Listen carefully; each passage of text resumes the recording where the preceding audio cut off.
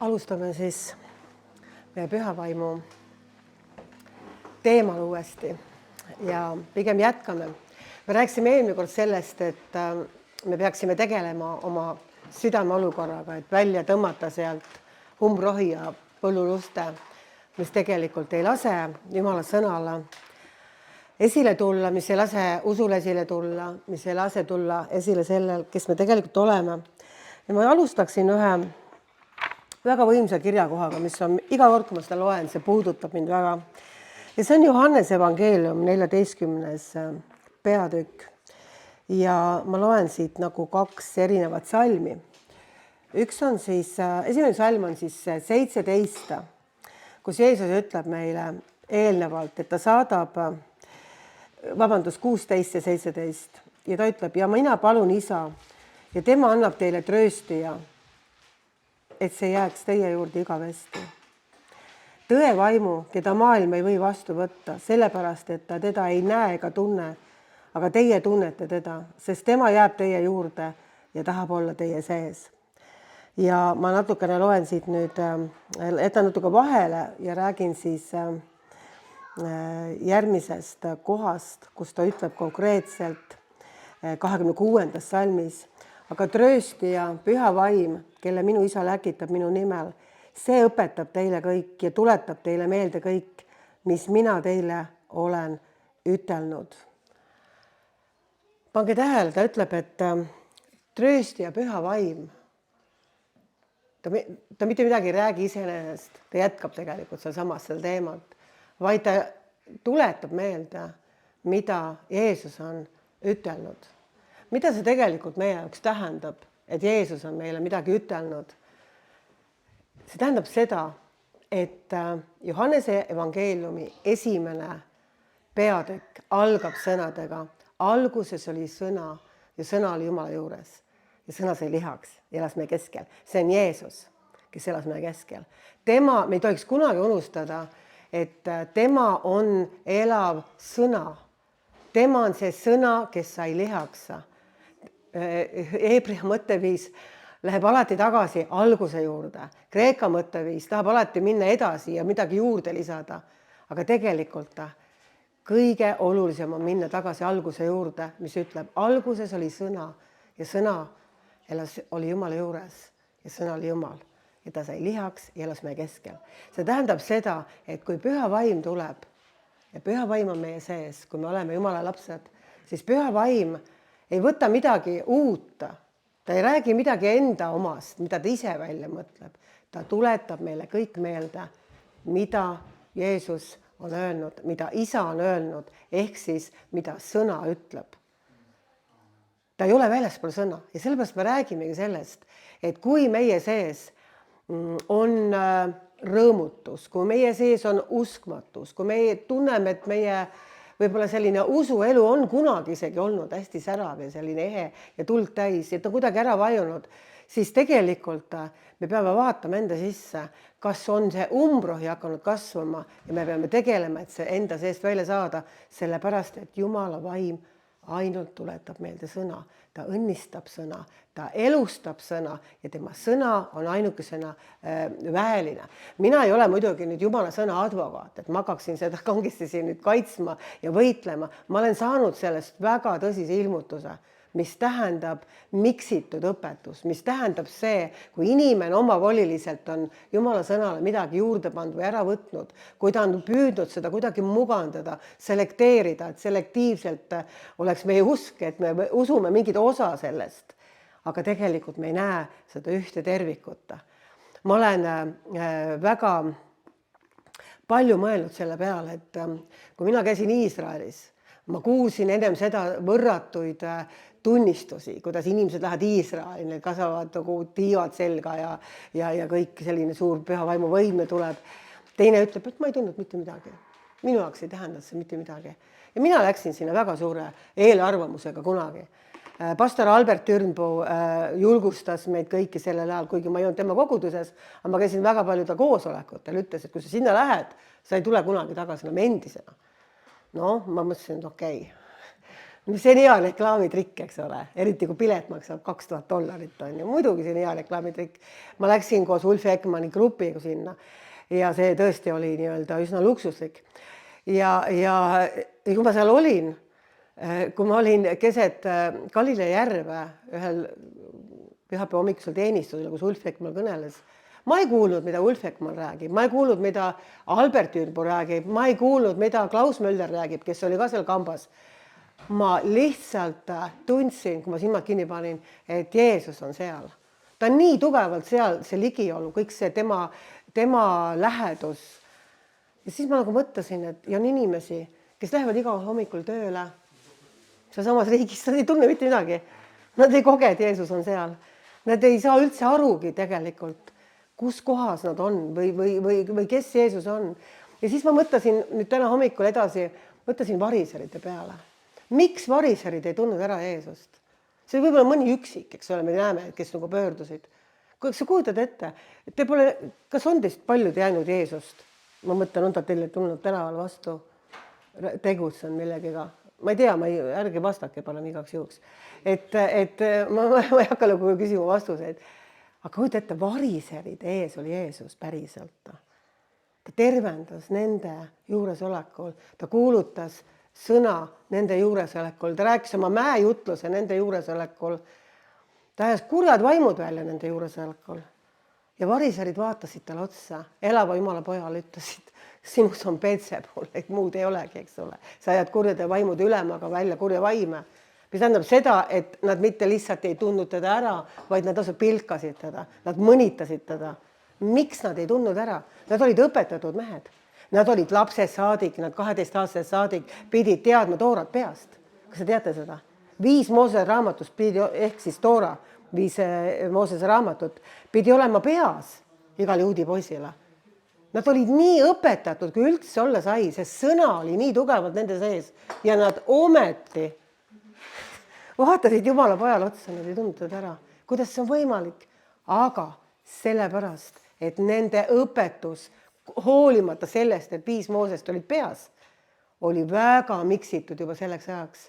Nad olid võtnud juba mitusada aastat tagasi juba kirjutatud talmudi, rääkimata suulisest talmudist, mis tegelikult oli nii-öelda inimese oma lisatud, tõlgendatud, moonutatud õpetus selle kõige juures, mida tegelikult Jumal oli andnud.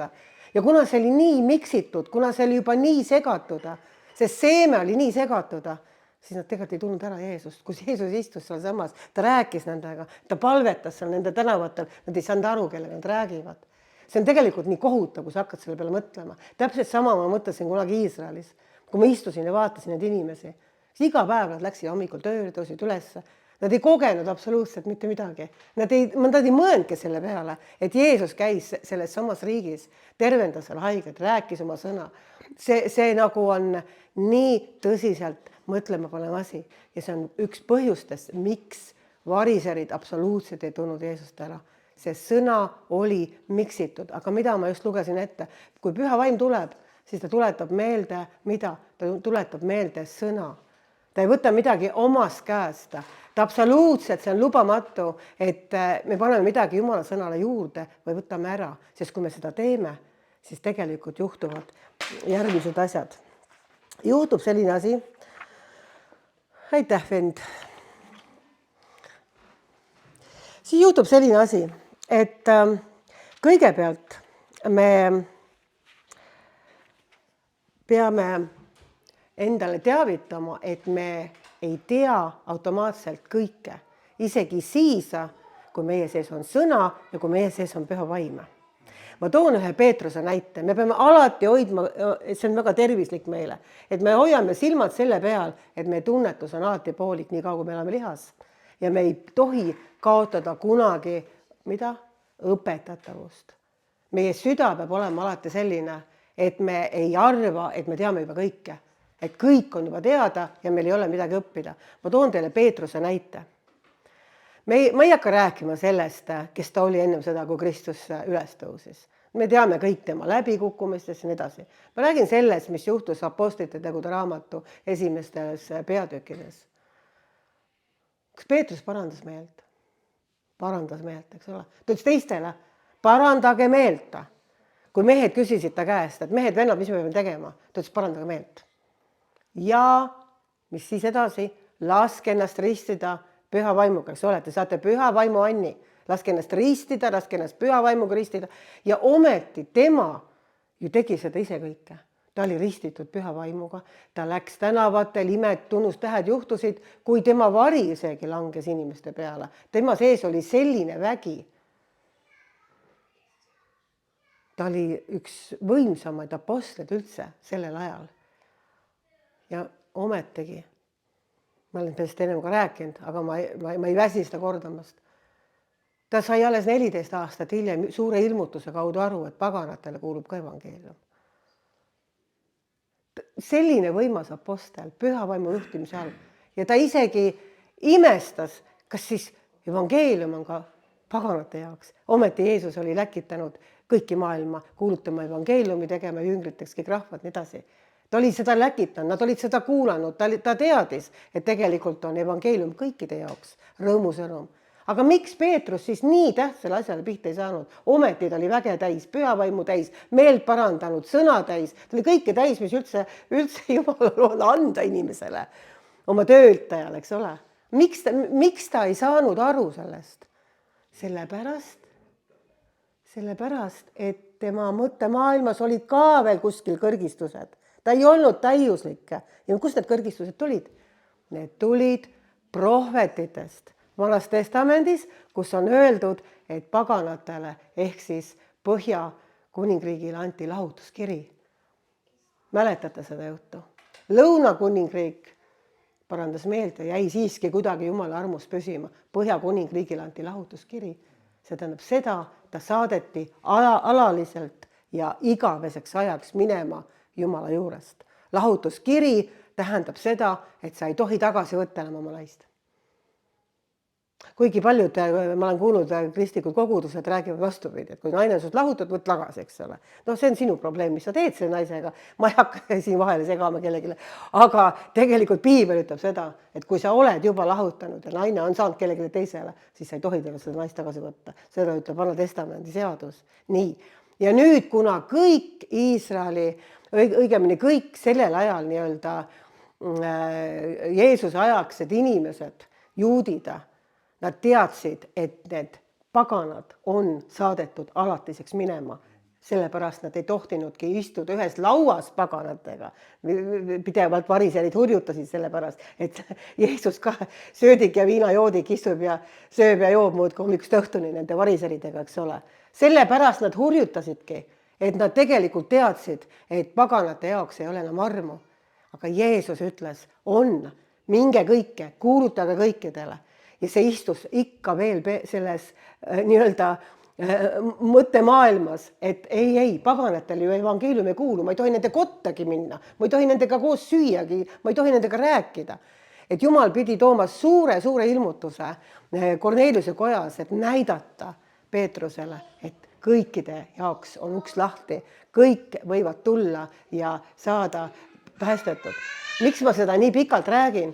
Et me saaksime aru, et isegi selline vend nagu Peetrosa, kes oli nii püha vaimu täis, kes oli nii väge täis, ka ei saanud kõigest aru täpselt.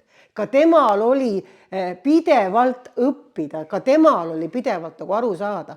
Et ma kõigepealt räägingi sellepärast, et vähe sellest, et me umbrohtu peame oma südamest välja kiskuma, et õiged seemned saaksid hakata vilja kandma, vaid ka selles mõttes, et me kunagi ei tea kõike. Me oleksime alati õpetatavad, me oleksime alati alandliku meelega vastu võtma seda, mida Jumal tahab meil anda. Ükskõik, keda ta kasutab. Lemmikkoht on see, et ta kasutas Piiblis eeslit.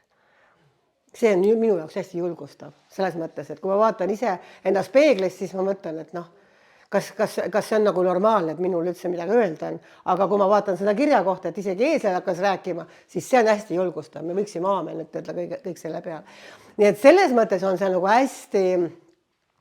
hästi oluline teada, et kui me vaatame loodust, siis õunaseemnest, kui me paneme selle mulla sisse, ma ei tea, kas õunap hakkab siis kasvama, okei, ma ei räägi sellest, aga põhimõtteliselt õunaseemnest ei tule kunagi peedid. on nii, ja porgandiseemnetest ei tule õunad ja vastupidi, mis tähendab seda, et iga seemne sees on elu. Seal on kõik see olemas juba. Selle seemne sees on kõik olemas tegelikult, mis istutatakse. Kogu see tulevik, kogu selle puu nii-öelda iselooma. Ja kui meie sisse istutakse ususeemned, need seemned, mis lähtuvad tegelikult Jumala enda suust, need sõnad, mida tema on meile öelnud, need sõnad, mida ta on pannud kirja piiblisse, siis need hakkavad kandma ühel hetkel seda sama vilja, milleks on läkitatud need seemned. Ja kui on meie sisse istutatud mingid muud seemned, mis ei ole tegelikult Jumala sõnaga 100% kooskõlas, kui see on miksitud, kui see on umbrohtu, kui see on midagi muuda, siis ka see hakkab ükspäev vilja kandma. See hakkab samamoodi vilja kandma meie sees ja tekitab uskmatust, tekitab kahtlusi, tekitab vale minapilti, vale Jumala pilti, kõike seda, mis me oleme ka siin ennem rääkinud. Et ühel hetkel meie pilt on moonutatud Jumalast, meie pilt on moonutatud iseendast Kristuses, me tegelikult ei saa enam, kes me oleme, mida me tahame ja mida me soovime. Ja nüüd ma loen teile ette ühe kirjakoha selle kinnituseks. Ja siis ma loen veel ühe kirjakoha ja siis ma loen veel ühe kirjakoha. On ju nii, eks ole? Ja teeme siis niimoodi, et kõigepealt ma loen ette Matteuse evangeeliumi 8. peatükk ja 14-17 salmid. Ja Jeesus tuli Peetruse kotta ja nägi tema ämma olevat maas palavikus. Siis Jeesus võttis ta käest kinni ja palavik lahkus temast. Ja ämm tõusis üles ja ümmardas teda. Aga õhtu tulles toodi tema juurde palju seestunuid ja ta ajas vaimud välja sõnaga ja tegi haiget terveks. Et läheks täide, mis on üteldud prohvet Jesaja kaudu. Tema võttis enese peale meie haigused ja kandis meie tõved. Mida me nüüd näeme siin? Siin ei olnud ühtegi, ma olen alati nagu mõelnud, et kui me saame päästetud või kui me juhatame Jumala juurde kedagi, siis me tavaliselt ei ütle, et no ma ei tea, et kui see on Jumala tahe, et äkki saab päästetud või äkki siis sa võiksid patuse palve lugeda, aga pole päris kindel. Võib-olla Jumal ei taha siin, me ei räägi sellist juttu.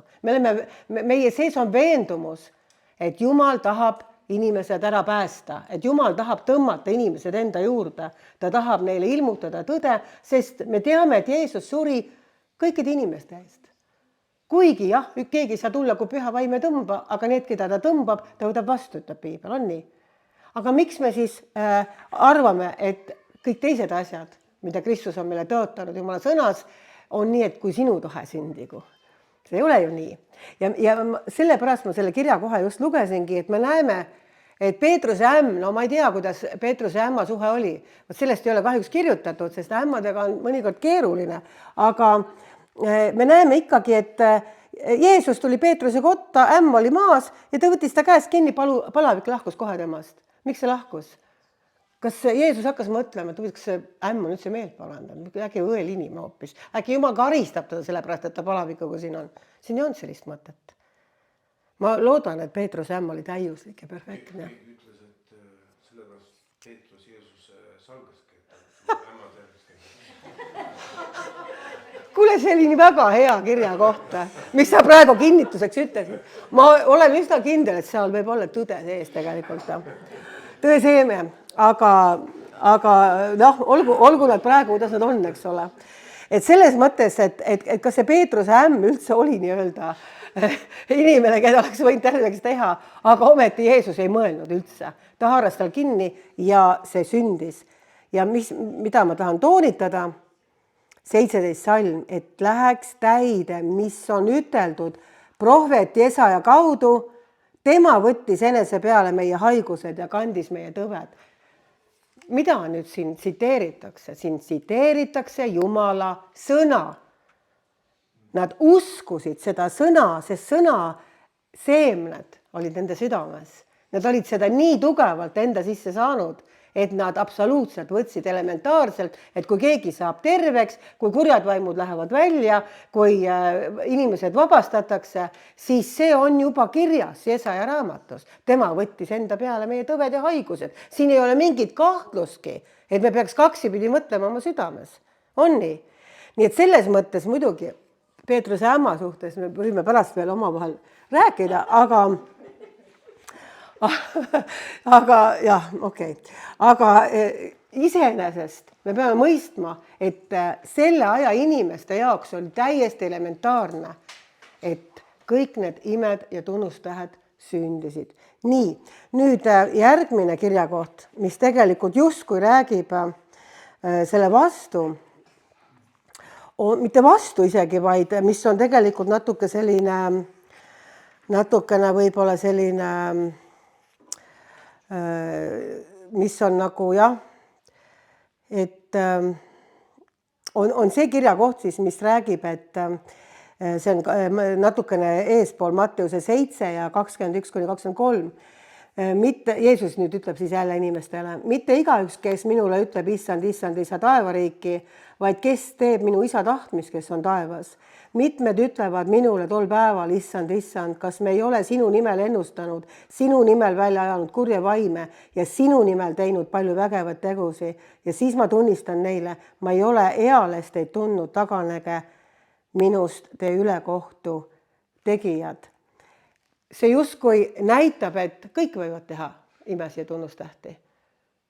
Me näeme, et Jeesus tegi imesi tunnustähti, ta käskis teha jüngritel, aga me näeme, et teevad ka need inimesed imesi tunnustähti, kes üldse tegelikult Jeesust nagu ei ole tundma saanudki.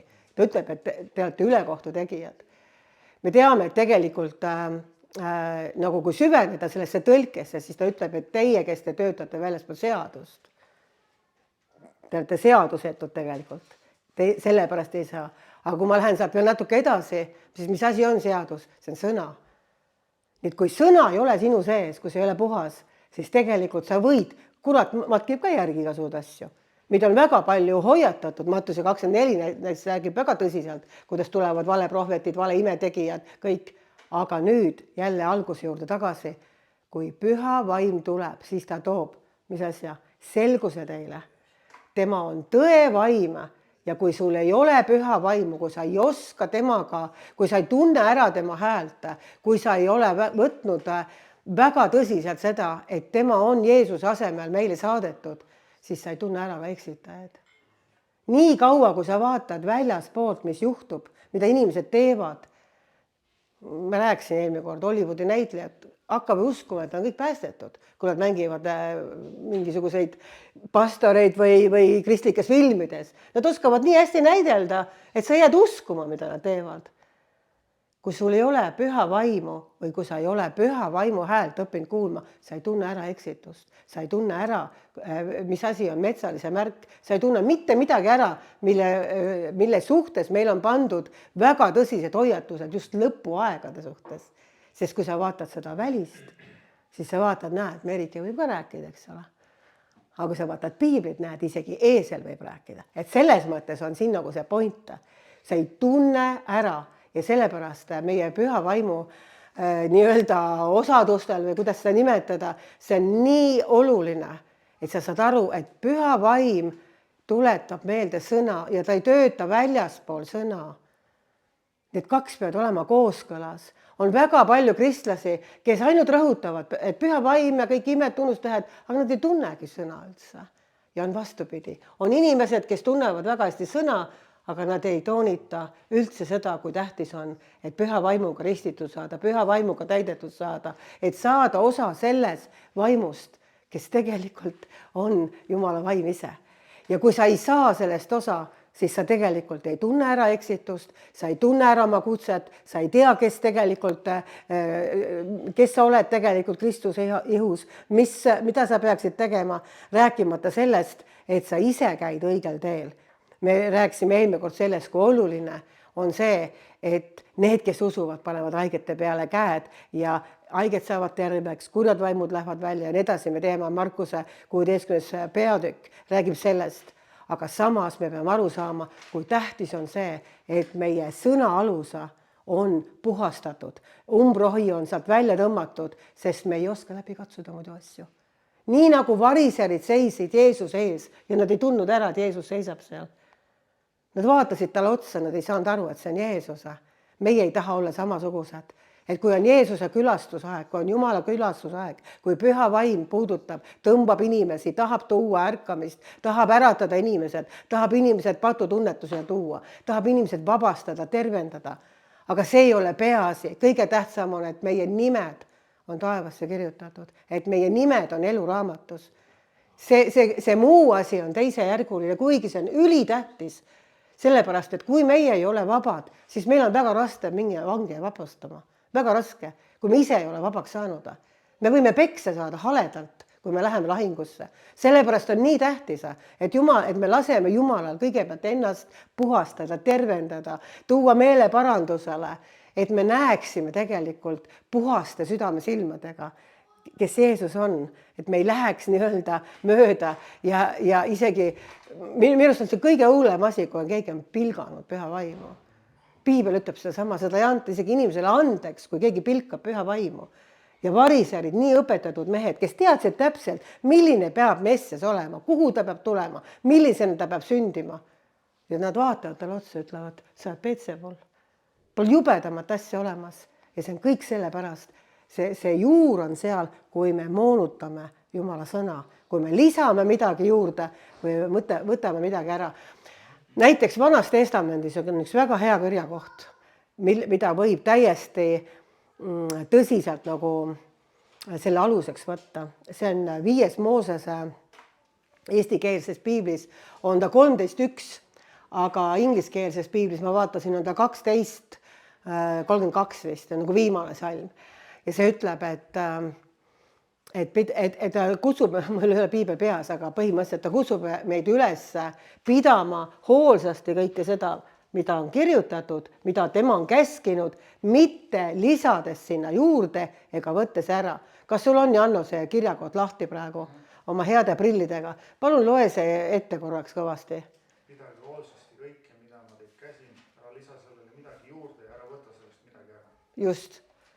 Nii, et selles mõttes on siin väga suur üleskutse nii Vanas Testamendis, kui Jeesus kinnitab seda Uues Testamendis, kui ta ütleb, et püha vaim, nagu ma ette lugesin, tuletab teile meelde Jumala sõna. Sellepärast on niivõrd tähtis, et me oleme mitte ühes kraavis või teises kraavis, vaid me käime keset teed, meil on Jumala sõna ja meil on püha vaim, meil on need mõlemad. Nii et ma kohe tõmban sellega otsad kokku, aga me peame nagu mõistma seda, et tänapäeva maailm tahab kogu aeg midagi uut ja midagi põnevamat ja tulevad kogu aeg mingid uued tegijad, ma ei mõtle praegu kristlust, ma mõtlen üldse New Age'i või mingisuguseid muid õpetusi. Hästi palju tuleb kogu aeg uut ja põnevat, kogu aeg uued tehnikad, uued variandid. Aga kui me vaatame piibliraamatut, siis piibel läheb alati alguse juurde. Et Jumal ei taha meid viia kuskile mingi sellisesse tundmatusse kohta, vaid ta tahab meid tõmmata sinna, kus inimene langes. Ta tahab tõmmata meid alguse juurde, oma südame juurde, meeleparanduses, oma puhtuse juurde, et me tegelikult kõik need seemned, mis mehisse on külvatud, hakkaksid kandma tõelist usuvilja ja me saaksime ära rookida kõik need seemned oma südamest, mis tegelikult on nii-öelda kuradi külvatud, uskmatus, kõiksugune valeõpetus, eksiõpetus, vildakad arusaamad, kus ma lõpetuseks räägin tegelikult ikkagi oma lemmikilmutuse. Mõned on seda kuulnud, kuigi ma nägin seda mitmed aastad tagasi. Ma töötasin sellel ajal raadios ja ma nägin väga palju inimesi erinevatest konfessioonidest, kes kõik ütlesid, et mitte ei öelnud, aga ma sain aru, et nende käes on see tõde tegelikult, eks ju. Siis tulid järgmised ja nende käes oli see tõde ja nii edasi. Ja siis ma nagu palusin, et Jumal, ma olin noor kristlane siis, et miks kõik arvavad, et nendel on nagu õigus, aga mõnes asjas lähevad täitsa vastuollu. Et püha vaim ei ole ju ometi segaduses, et ta räägib ühel ühte, teisel teist, kolmandat ja lõpuks on niimoodi, et sünnib nii-öelda kiri korintlastele, esimene kiri, kus Paulus manitseb lausa lahkõpetuste eest, et üks on Apollose, teine on Keefase ja kelle poolt veel, Pauluse poolt, et ei saa ju ometi nii olla, et me kogu aeg vaatame eri suundades ja oleme kõigutatavad õpetuste tuuldes, et miks selline asi. Ja siis ma nägin nägemuse tordista. tort on hea asi seal, sest kuigi ma ei tea, ma väga võib-olla mulle ei maitse see ise, aga põhimõtteliselt see oli ilus tort ja ta oli lõigatud viiludeks, erinevateks viiludeks. Ja siis ma nägin, kuidas võeti üks torditükk ja jumal hakkas nagu rääkima, et see on ülistus. Inimesed, kes on saanud ilmutuse, kui oluline on ülistus, hakkavad kogu aeg seda toonitama, see on kõige tähtsam. Kui teil ei ole ülistus paigas, siis teil ei ole mitte midagi. Ülistage Jumalat, tehke seda, tehke seda, tehke seda. Nii, aga seal on teine torditükk, mis räägib hoopis võib-olla õpetusest. Ja kolmas torditükk, mis räägib sellest, et tuleb teha imesid ja tunnustähti. Neljas räägib sellest, et tuleb meelt parandada ja nii edasi, nii edasi, nii edasi. Jumal ütles, see kõik on üks tervik tegelikult. Seda kõike on vaja. See peab olema balansis. On vaja ülistust, on vaja palvet, on vaja Jumala sõna, on vaja meelt parandada. Kõike seda on vaja teha. Aga kui me võtame ühe asja, ühe siilu ja hakkame seda üle rõhutama, siis ongi nii, et ühel on Kehvas ja teisel on Paulus ja kolmandal on Apollos ja lõpuks me ei tea ise ka, keda me järgime. Minul on lihtsalt see hea soovitus ja julgustus. Järgime Jumala sõna ja palume, et Püha Vaim teeks meile selle kõik elavaks. See ei tähenda seda, et meil ei pea olema inimesi, kes õpetavad või räägivad või palvetavad või me ise seda ei tee. Aga me peame aru saama, et Püha Vaim räägib ainult sõna. Ta ei räägi kunagi väljaspool sõna. Kui sa Jumala sõna ei tunne, siis sa tegelikult ei tunne ka ära eksitust. Sa ei saa aru, kus kohas kurat on pannud sinu pähe seemned, mis hävitavad sinu usku, mis hävitavad sinu arusaamist. Sa ei saa sellest aru lihtsalt. Sellepärast on väga oluline, et sa rajad oma usu Jumala sõnale ja Püha Vaim teeb selle elavaks, tuletades selle kõik meelde. Ma annan järgmisele nüüd sõna.